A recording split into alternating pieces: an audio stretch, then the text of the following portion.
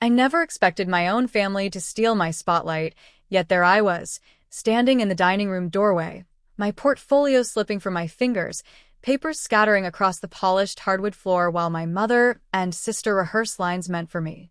Bianca's voice carried as she projected to an imaginary crowd, one hand raised in graceful gesture, our mother beaming at her performance. Perfect tone, darling, not too formal, mother said, while I stood frozen, realizing the dinner meant to celebrate me being chosen as keynote speaker at the International Aid Foundation Gala had been transformed into Bianca's practice stage. When they finally noticed me, Mother's smile tightened then brightened with artificial warmth, and Bianca's expression shifted from surprise to pity. "You'll freeze without help," she said smoothly, reminding me of that Christmas recital when I was 12, practicing a piano solo for weeks, only to have Bianca added at the last minute because they always perform better together. It was the same story over and over. My scholarship dinner overshadowed by her student council seat, my graduate school acceptance eclipsed by her engagement. My chest tightened with anger as I knelt to collect my papers. "This is my invitation," I said evenly. "The organizers specifically asked for me alone." Mother's smile stiffened. Father later echoed her. Bianca's introduction would take pressure off me, as if I needed her polish to be taken seriously.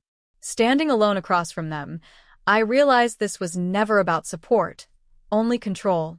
For once, I squared my shoulders and said firmly, "No introductions. This is my presentation, mine alone." Their shocked silence told me I had broken the script. 2 days later, my stomach dropped as I opened an email from the gala organizers, copied with Bianca's name and my parents'. My sister had written to them directly, offering to step in if Odette gets nervous or runs short on material. My parents enthusiastically agreed in their reply, writing that Odette had always benefited from Bianca's polish. As I scrolled, I found a trail of similar betrayals. Emails to the Economic Policy Institute, to my alumni association, each one Bianca inserting herself into opportunities one had earned. That night, Mother chirped on the phone that Aunt Margaret would be joining us for lunch before the gala, and the next day I arrived to find the family gathered around the dining table, Bianca glowing in her prime seat. Aunt Margaret smiled warmly at me, but Bianca cut in, bragging about her midnight blue silk dress, calling it our big night. Mother chimed in that the Hendersons and Blackwells were eager to see both Marshall girls on stage, while Father casually admitted he'd told organizers Bianca could fill in if I faltered. My fork clattered. "You did what?" Aunt Margaret's sharp eyes caught my father's dismissive tone, and the stakes crystallized for me. This was not just a speech, but a defining moment before global economic leaders. If I let them diminish me again, I would not just lose a career opportunity, I would cement a lifelong narrative of being Bianca's quiet shadow. Yet doubt crept in. What if they were right? What if my research was too dry? My father leaned in, saying they had invested so much in me and now it was time to be a team player, his voice carrying the old guilt I knew too well. Lunch dragged on with Bianca monopolizing attention, dictating even how I should style my hair. Only when Aunt Margaret touched my arm later, whispering that she'd seen this dynamic for 30 years, and it was time I stood up for myself, did her words settle in like steel. But the sabotage continued. Monday morning, Bianca posted on Instagram, calling herself the proud sister helping her shy sibling at the gala. My coworkers saw it, whispers spread in the office, and by afternoon even my director had summoned me, saying my mother had called to suggest Bianca represent the family at future events. That evening, I found my apartment door unlocked, Bianca inside, rifling through my presentation, adding handwritten notes and audience-friendly edits. She dismissed my outrage, claiming I always got too technical. Hours later I sat at my desk, trying to reconstruct my slides, second-guessing everything. Nights passed sleepless, my father's old words echoing, "Bianca has the charm, Odette has the brains." Maybe I did need her. Then, just when I was unraveling, a call came from Eleanor Bennett at the foundation. She confirmed how thrilled they were to have me, stressing my research was exactly what donors needed to hear. Her words steadied me, and I insisted new rules be made so only authorized personnel could take the stage. For the first time, I felt the tide shifting. Days before the gala, at Sunday dinner, Bianca paraded a glittering emerald gown, Mother declaring she'd handle the red carpet photos for us both. "No," I said firmly, startling even myself. "This is not a family talent show." My father frowned, reminding me we'd always been a team. "Not anymore," I said, rising to my full height. "I earned this invitation through years of research, not charm, not connections." Silence hung heavy. That night, Aunt Margaret texted, offering to accompany me to the gala, just us. Moments later, Eleanor emailed confirming stage access would require green wristbands. My confidence returned. But the night of the gala, as I unzipped my chosen gown, I found a deliberate tear along the seam, a sabotage designed to humiliate me. Thankfully, I had prepared, slipping into a burgundy backup dress, its clean lines stronger than any glitter could convey. I ignored my mother's texts and arrived alone by car service, heart pounding as I stepped into the luminous venue. Eleanor greeted me warmly, guiding me to the stage, handing me the wristband like a badge of sovereignty. In the green room, I reviewed my notes until donors began arriving, some already eager to discuss my research. Then the commotion began, Bianca at the checkpoint, protesting loudly that she was part of the program, her sapphire dress gleaming under the lights as the guard refused her entry. Guests murmured, donors frowned. My boss raised his brows. I turned away, heat crawling my neck, but spine straightening.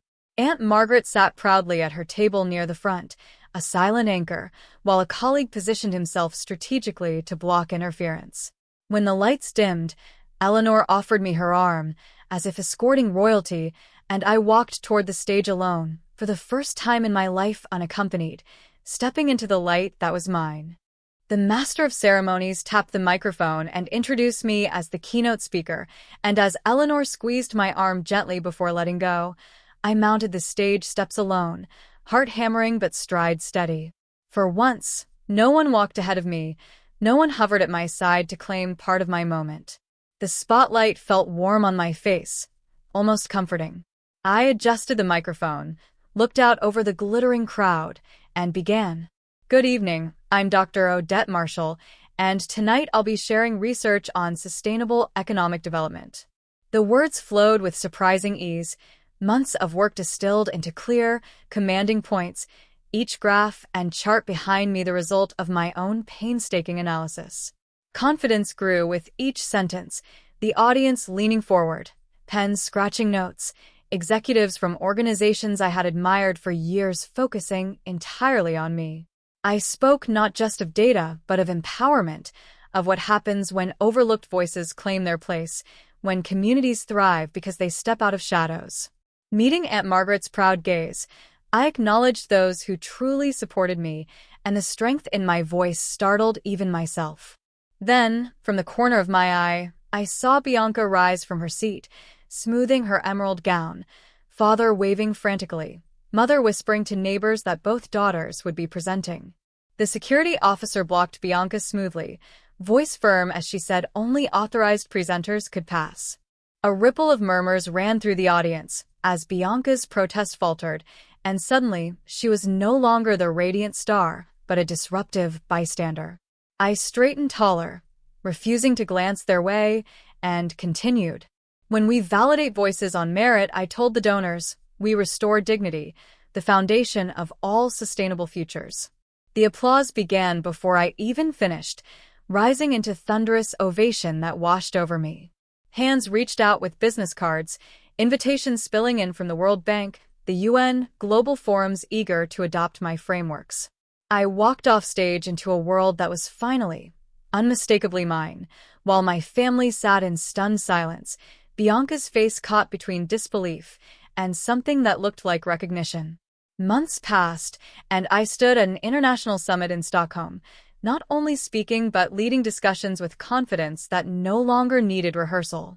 My voice carried easily, my stance sure, questions fielded with authority, and colleagues referred to my work as a foundation rather than an aside. Returning home, even family dinners changed. Their silence when I calmly declined Bianca's offers of help felt less like dismissal and more like reluctant respect. It was Aunt Margaret's garden gathering that sealed it, when she raised a glass to finding my voice, gifting me a framed photo of me at the podium, the engraving reading simply, "Your Spotlight." Weeks later, as I prepared for the World Economic Forum's keynote, my office walls lined with awards, invitations flooding my calendar, I saw my mother's name flash on my phone. She wanted to attend my next local presentation, her voice softer now, careful. I stared at her name, wondering if family relationships could evolve, if forgiveness could coexist with firm boundaries, or if distance was the only shield. Yet for the first time, the choice felt entirely mine. I had stepped into the light, and no one could take that away again.